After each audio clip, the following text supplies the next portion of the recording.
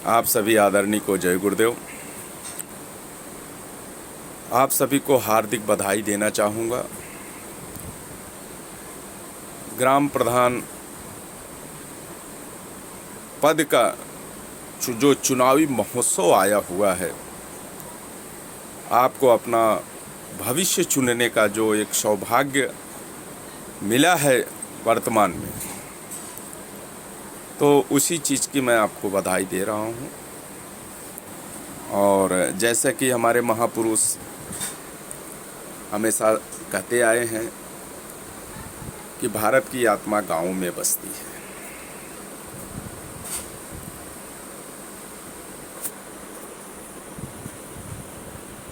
अब उस आत्मा को जगाने का वक्त आ चुका है और इस आत्मा को जगाने का एक बहुत ही आसान सा तरीका है। वह तरीका है, आप अपने इतिहास का अध्ययन करिए, क्योंकि भविष्य का आधार ही इतिहास होता है। आज़ादी के 72-73 साल लगभग पूरे होने को आ रहे हैं और जब से ग्राम पद के चुनाव की प्रक्रिया का शुभारंभ हुआ है, तब से वर्तमान तक आप यह जो परिपाटी है, कार्य करने की जो शैली है, नियम है, जो भी है, क्या इस परिपाटी से, इस नियम से, इस शैली से आप संतुष्ट हैं? और आपकी संतुष्टि का आधार गांव का विकास होना चाहिए। आप अपने गांव का अध्ययन करिए।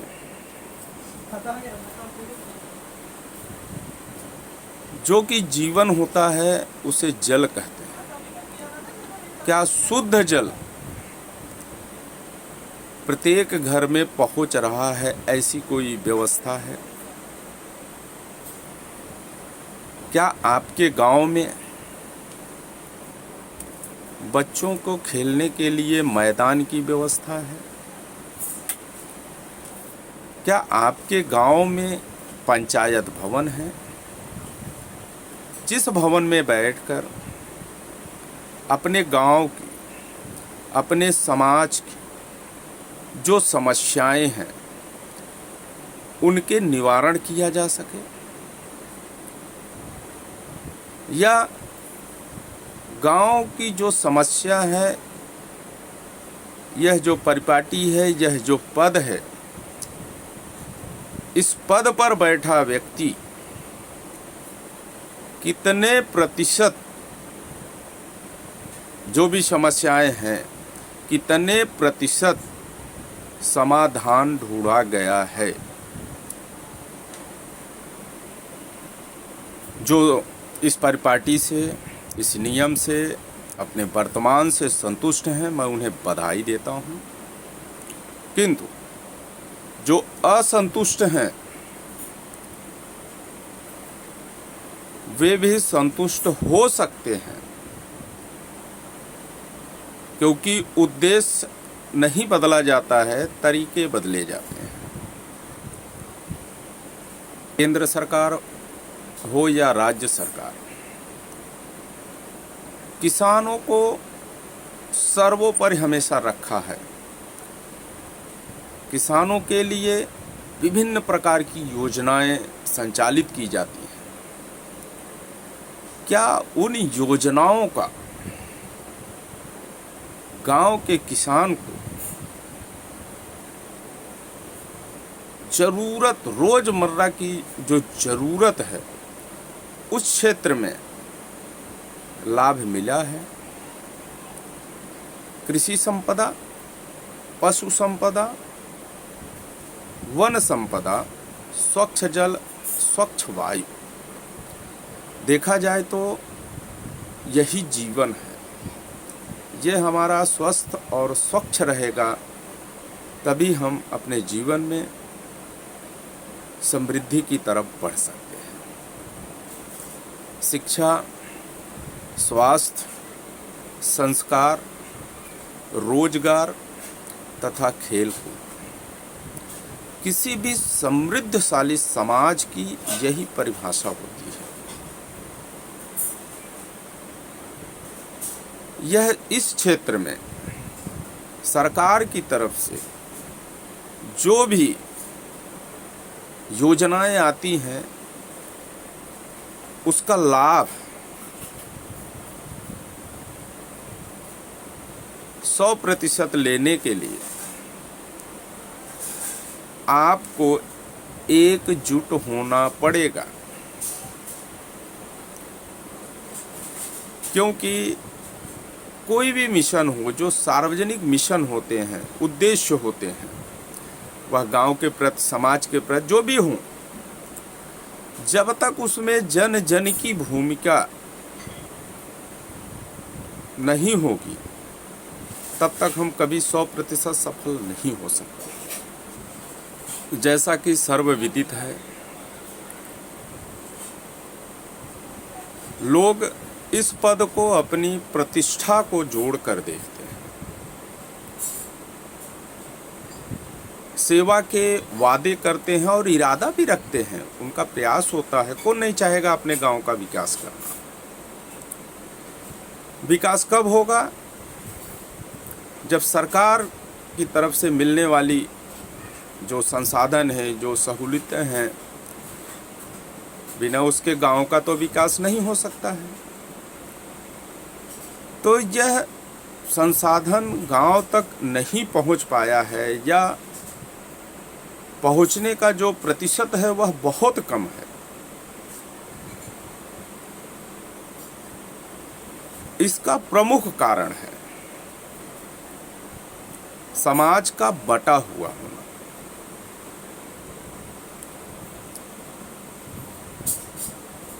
यह चुनाव लड़ने का नहीं है, आपस में प्रतिस्पर्धा करने का नहीं है।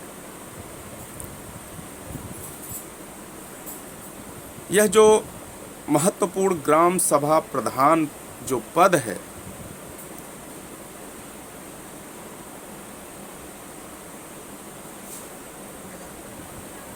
यह लड़कर नहीं, मिलकर कार्य करने का पद है। गांव में जितने भी समाज होते हैं, हर समाज का अपना सम्मान होता है। आप सभी से एक निवेदन है कि जितने भी समाज गांव में निवास करते हैं, अपने समाज, सभी अपने अपने समाज से एक सर्वमान्य नेता को चुनिए और उन्हें प्रतिनिधित्व करने के लिए ग्राम सभा पद का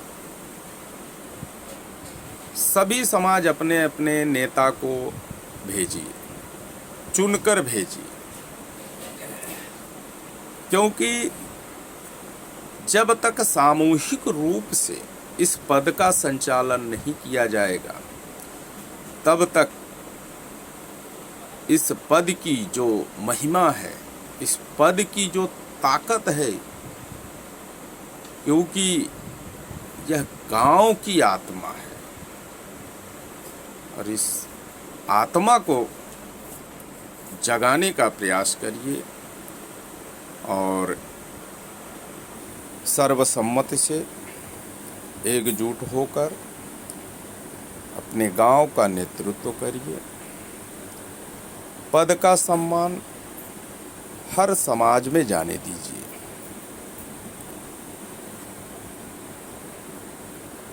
यही है समानता, जो हमारे संविधान की मूल सिद्धांत है। और याद रखिए, अगर समाधान चाहिए तो सिद्धांत का पालन करना पड़ेगा।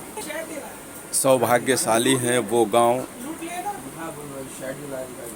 जिस गांव में मातृशक्ति को नेतृत्व करने का अवसर मिला है।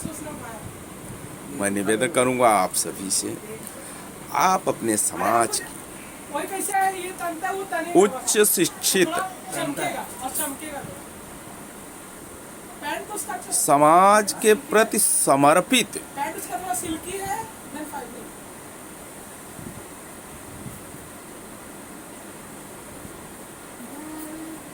महिला को चुनाव करिए दो जींस लिया 1100 में दिया, और नेतृत्व, अपने समाज से नेतृत्व करने के लिए आप सस्ता मिलेगा। उनके साथ जुड़िए, उनको आगे करिए। इसी तरह हर समाज करे। आज महिलाएं किसी से कम नहीं हैं और ख़ास तौर पे गृहस्थी में कौन से है ना, उनका योगदान सर्वोपरि है। भले ही हमारा समाज पुरुष प्रधान है, लेकिन गृहस्थी बिना मातृ शक्ति, बिना लक्ष्मी के नहीं चल सकती। और 300 मिला जींस, मैं पहले जाता। जीन्स वैसा ही लेता था क्या? बस आप सबसे अनुरोध ही करूंगा, एक अच्छा अवसर आया है, अरे उसमें वो मैं एक बार करके देखिए चीज़ वाला लेता हूँ तो वो नहीं जमा, तो वैसे नॉर्मल ले लेता हूँ। और इससे गांव का यश बढ़ेगा, आपका यश बढ़ेगा।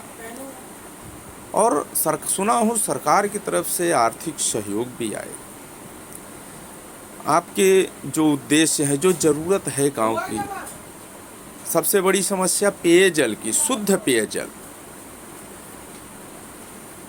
जिसे शुद्धिकरण के बाद पानी के पाइप के द्वारा सप्लाई करें, ऐसी व्यवस्था होनी चाहिए, ताकि जो पशु संपदा है, वन संपदा है, स्वास्थ्य है, यह समृद्धशाली रहे। हमारे बाबा जय गुरुदेव जी कहते हैं, नित्य नए प्रयोग से ही संसाधन का जन्म होता है और न करने से अच्छा करके देखा जाए। मुझे पूरा यकीन ही नहीं, पूरा विश्वास है। 12 साल की अपनी समाज सेवा में अनुभव के साथ मैं कह सकता हूँ, एकता में बड़ी ताकत है। एक घर होकर तो देखिए, अच्छा लगेगा, जन जन को अच्छा लगेगा, बच्चे बुजुर्ग महिलाओं को अच्छा लगेगा। अरे उनको मंच दीजिए, प्रतिभाओं को। तो ये सब अगर हम अपने गांव का भविष्य चाहते हैं, अपनों का भविष्य चाहते हैं, तो हम सबको बड़ा दिल करते हुए चुनाव को टालिए और सरकार देश दुनिया को दिखाइए कि हम अपने गांव को आत्मनिर्भर बनाने के लिए दृढ़ संकल्प है। जय हिंद, जय गुरुदेव। सभी को सादर प्रणाम, धन्यवाद।